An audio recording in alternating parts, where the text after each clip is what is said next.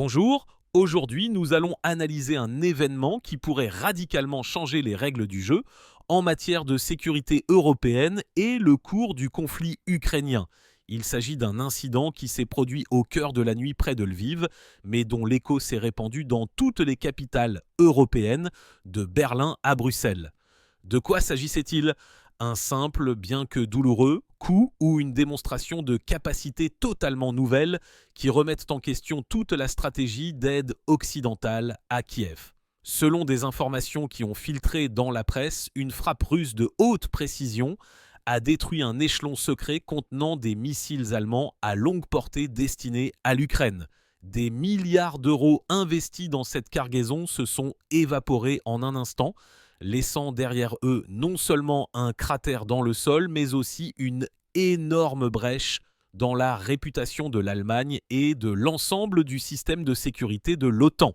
Aujourd'hui, nous allons analyser en détail ce qui s'est passé cette nuit-là, comment les renseignements russes ont pu déchiffrer l'itinéraire top secret et pourquoi le chancelier allemand Friedrich Merz aurait, selon les rumeurs, passé la nuit la plus difficile de sa carrière politique. Nous aborderons l'aspect technologique de l'opération, le scandale politique à Berlin et la consternation qui, selon des initiés, règne au quartier général de l'Alliance Atlantique. C'est l'histoire de la façon dont une frappe précise peut valoir plus que des centaines de déclarations diplomatiques et de la façon dont la technologie change le visage de la guerre moderne.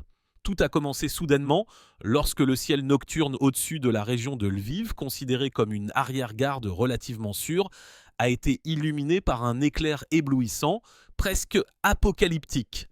Les habitants des environs, habitués au son, aux alertes aériennes et au fonctionnement des systèmes de défense aérienne, ont d'abord pensé qu'ils étaient témoins d'une nouvelle attaque de drones. Cependant, le grondement qui a suivi l'éclair a été incomparable à tout ce qu'ils avaient entendu auparavant. Une onde de choc extrêmement puissante s'est propagée sur des dizaines de kilomètres à la ronde, brisant les fenêtres des maisons et faisant trembler le sol. L'écho du cataclysme franchissant la frontière a atteint les localités de la Pologne voisine, où des habitants inquiets ont commencé à inonder les services d'urgence d'appels téléphoniques, essayant de comprendre la nature de l'événement. Dans les premières minutes, c'était le chaos. Les réseaux sociaux se sont remplis d'images prises avec des téléphones portables. On y voyait un gigantesque champignon de feu s'élevant vers le ciel et des détonations secondaires qui parsemaient l'obscurité nocturne d'étincelles brillantes. Il est devenu évident que quelque chose d'extraordinaire s'était produit. Ce n'était pas seulement un impact, c'était une catastrophe d'une ampleur colossale.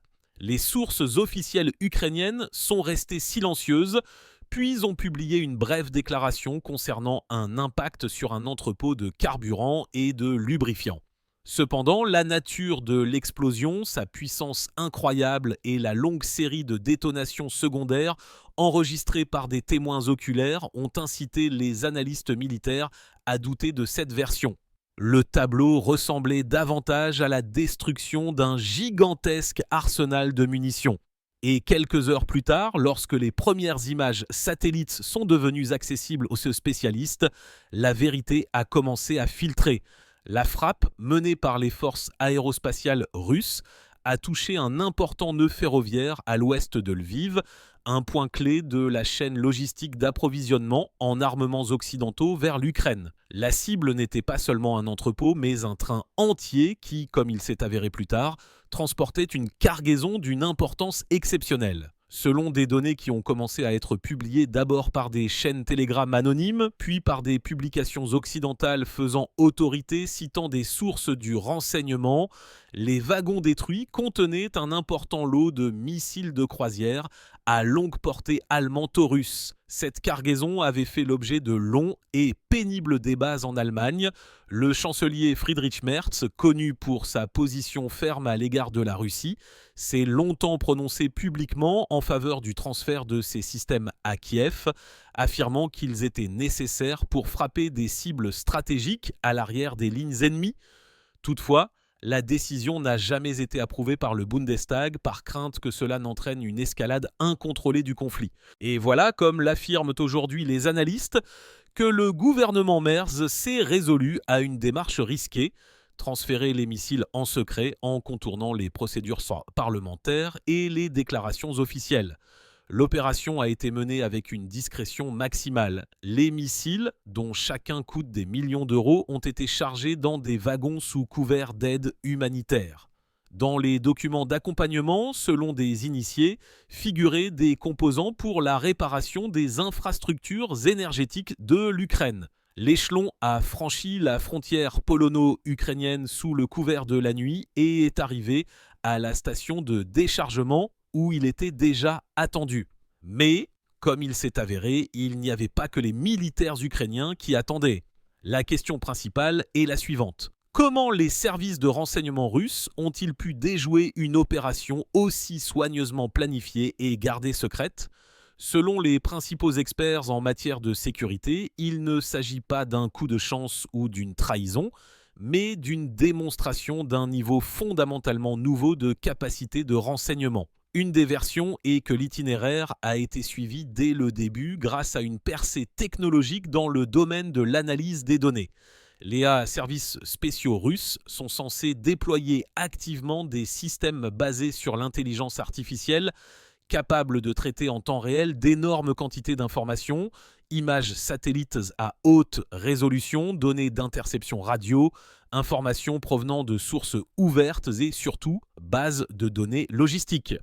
Un tel système est capable de détecter les anomalies. Par exemple, lorsqu'un convoi avec une cargaison humanitaire déclarée se déplace sur des itinéraires typiques des transports militaires, ou lorsque ces caractéristiques de poste de poids ne correspondent pas à la déclaration.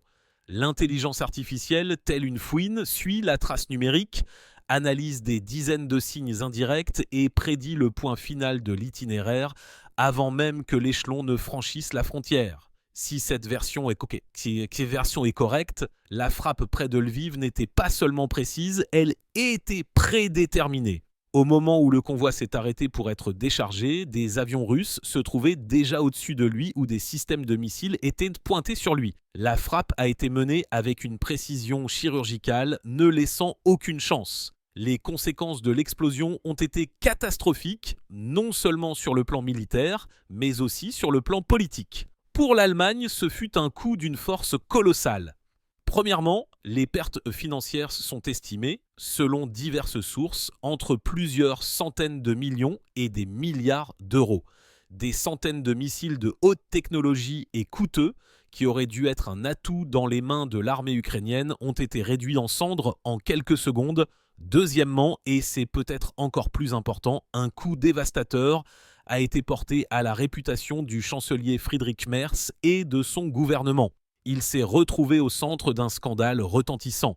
L'opposition au Bundestag l'a accusé d'abus de pouvoir, d'actions secrètes dans le dos du Parlement et d'avoir entraîné le pays dans une confrontation directe avec la Russie. Merz, qui avait bâti sa carrière politique sur l'image d'un dirigeant fort, capable de s'opposer à Moscou, s'est transformé du jour au lendemain en un homme politique ayant subi une défaite humiliante. Selon la presse allemande, le choc et la consternation règnent dans les cercles gouvernementaux de Berlin.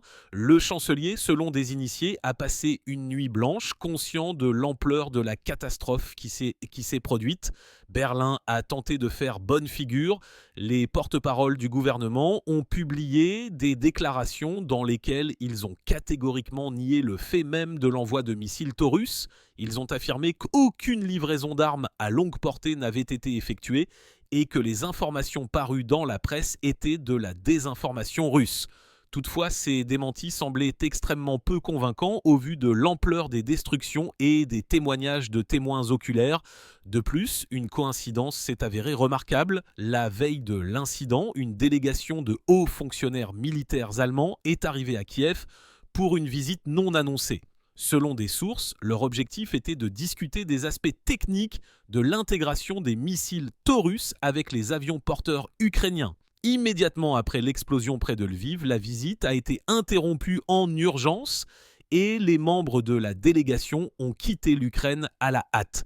Toutes les informations relatives à ce voyage ont été supprimées de l'accès public. Une telle coïncidence ne peut guère être considérée comme une coïncidence.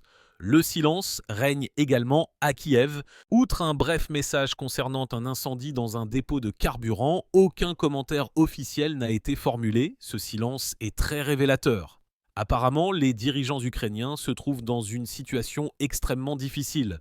Reconnaître la perte d'un lot d'armes aussi important et attendu depuis longtemps reviendrait à porter un coup au moral de l'armée et de la population, ainsi qu'à démontrer leur vulnérabilité aux partenaires occidentaux. Il devient de plus en plus difficile de cacher la vérité car les images satellites du site détruit ont déjà été diffusées dans les médias et les centres d'analyse du monde entier. Ce blocus de l'information indique que l'ampleur des pertes est si grande que les autorités ont tout simplement peur de la rendre publique. Pendant ce temps, à Bruxelles, au siège de l'OTAN, des consultations d'urgence ont commencé à huis clos. L'Alliance se trouve confrontée à un dilemme très complexe. Reconnaître que les services de renseignement russes ont pu déjouer et détruire une cargaison secrète reviendrait à reconnaître un grave échec de l'ensemble du système de sécurité. Cela signifierait qu'aucun transport militaire sur le territoire ukrainien ne peut plus être considéré comme invulnérable. Faire comme si de rien n'était reviendrait à perdre la face et à faire preuve d'impuissance. La recherche des coupables et l'analyse des causes de la fuite ont commencé. Deux versions principales sont envisagées. Premièrement, une fuite par le biais de pays tiers. Les itinéraires d'acheminement des armes occidentales passent par de nombreux nœuds de transport en Europe de l'Est. Il n'est pas exclu que des informations sur la nature de la cargaison et son itinéraire aient été transmises à Moscou par l'un des pays sympathisant secrètement avec la Russie. La Hongrie et même la Turquie sont mentionnés dans les coulisses. Toutefois, il existe une deuxième version beaucoup plus inquiétante pour l'OTAN. Certains experts en cybersécurité estiment que des pirates informatiques russes pourraient avoir eu un accès direct au réseau logistique protégé de l'Alliance. Si cela se confirme, il ne s'agirait pas seulement d'une fuite d'informations, mais d'une défaillance systémique au cœur même de l'infrastructure de défense de l'OTAN. Cela signifierait que des spécialistes russes peuvent en suivre en temps réel le mouvement de tout chargement militaire sur le territoire européen. C'est ce qui, selon les analystes, explique le silence inhabituel du Pentagone et de Bruxelles. On ne cherche pas tant à évaluer les dommages causés par une frappe spécifique qu'à comprendre à quel point l'ennemi a pénétré profondément dans leur système et quels autres secrets il connaît. Dans ce contexte d'agitation et d'accusation mutuelle en Occident, Moscou garde un calme olympien. Le ministère de la Défense russe a publié un communiqué extrêmement bref. Une frappe de haute précision a été menée sur un entrepôt d'armes de fabrication étrangère. Pas de déclaration fracassante, pas de jubilation, pas de vantardise. Cette retenue et cette concision en disent plus que n'importe quel commentaire prolixe. C'est un signal adressé à l'Occident. L'ère des avertissements est terminée, l'étape des actions concrètes a commencé. La Russie démontre qu'elle est passée des paroles aux actes et que ses capacités lui permettent de neutraliser les menaces dès qu'elles se présentent. Cet incident peut être considéré comme un message clair. Toute nouvelle tentative de fournir à l'Ukraine des systèmes d'armes à longue portée sera contrée avec la même efficacité et la même précision. Ce qui s'est passé près de Lviv n'est pas seulement un succès tactique, c'est un tournant stratégique. Il est devenu évident que le concept de transformation de l'Ukraine en une forteresse imprenable, gonflée d'armes occidentales, s'est fissuré. Si les forces russes sont capables de suivre et de détruire des cargaisons en profondeur à des centaines de kilomètres de la ligne de front, alors aucun entrepôt, aucun aérodrome, aucun centre logistique sur le territoire ukrainien ne peut plus être considéré comme absolument sûr. Cela change complètement la donne stratégique. Les alliés occidentaux de Kiev sont désormais contraints de revoir l'ensemble de la logistique des approvisionnements. La Pologne, selon des informations, a déjà commencé à renforcer la sécurité de ses nœuds ferroviaires. La République tchèque, dit-on, réduit certains programmes de transit de marchandises militaires. Des rumeurs ont circulé dans les médias selon lesquelles la Hongrie refuse purement et simplement de laisser passer les échelons d'armes sans contrôle et accord supplémentaire. Une réaction en chaîne a été déclenchée. Pour l'Allemagne, cet épisode pourrait avoir des conséquences internes de grande portée. La tempête politique qui a éclaté à Berlin ne fait que s'intensifier. Le gouvernement Merz est confronté à une grave crise de confiance. L'opposition exige une enquête parlementaire et la démission des responsables. Dans une société où les sentiments anti-guerre sont déjà forts, cet incident pourrait être le catalyseur de manifestations de masse contre la poursuite de la participation de l'Allemagne au conflit. Les tentatives des autorités de cacher la vérité et de minimiser les dégâts se sont avérées vaines. L'éclair, visible à des dizaines de kilomètres, est devenu un symbole éclatant et incontestable de l'échec de toute la stratégie des livraisons secrètes. Il est devenu clair qu'à l'ère de la surveillance satellitaire totale et de l'espionnage informatique, toute tentative de jouer un double jeu est vouée à l'échec. La question clé que se posent aujourd'hui tous les analystes est la suivante. Quelle est la prochaine étape ? Ce coup douloureux sera-t-il une douche froide pour Berlin et l'obligera-t-il à revoir sa politique en déplaçant l'accent des livraisons militaires vers les efforts diplomatiques ? Ou bien, au contraire, la fierté blessée incitera-t-elle l'Allemagne et ses alliés de l'OTAN à une escalade afin de sauver la face et de prouver qu'ils ne se laisseront pas intimider ? La réponse à cette question n'est pas encore connue, mais on peut déjà tirer la principale conclusion. L'ère des livraisons d'armes incontrôlées et sûres à l'Ukraine semble être terminée après l'incident près de Lviv. Chaque échelon, chaque convoi et chaque entrepôt seront sous surveillance constante et étroite. Pour l'Europe, cela signifie l'entrée dans une nouvelle phase de confrontation beaucoup plus dangereuse et imprévisible. Alors que la fumée au-dessus des ruines près de Lviv ne s'est pas encore dissipée, une chose est claire. Cette histoire n'est pas terminée par un point final, mais par une simple virgule. Nous attendent de nouvelles décisions, de nouveaux risques et peut-être une refonte complète du tableau de la sécurité européenne. Monsieur